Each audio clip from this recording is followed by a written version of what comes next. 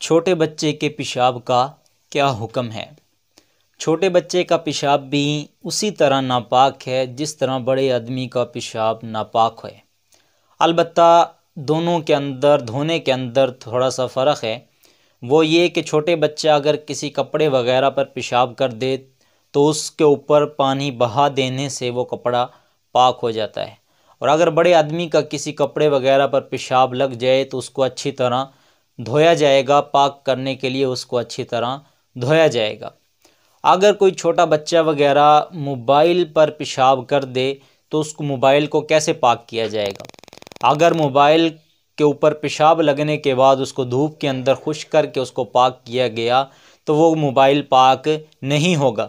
اگر اسی صورت کے اندر موبائل کو جیب کے اندر رکھ کے پھر اس سے نماز پڑھی گئی تو وہ نماز بھی اس کی درست نہیں ہوگی۔ تو موبائل کو پاک کرنے کے لیے ضروری ہے کہ اس موبائل کو دھویا جائے۔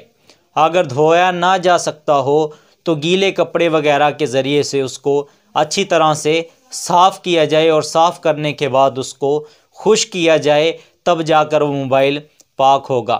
اگر پیشاب لگنے کے بعد ایسے ہی اس کو چھوڑ دیا تو موبائل پاک نہیں ہوگا، اور اگر جیب کے اندر رکھا تو اس موبائل کی وجہ سے نماز بھی ہماری خراب ہوگی۔ اس موبائل کو دھونا یا گیلے کپڑے سے اچھی طرح صاف کرنا تاکہ اس پیشاب کی جو اثرات ہیں وہ مکمل طور پہ اس سے ختم ہو جائے، تب جا کے وہ موبائل پاک ہوگا۔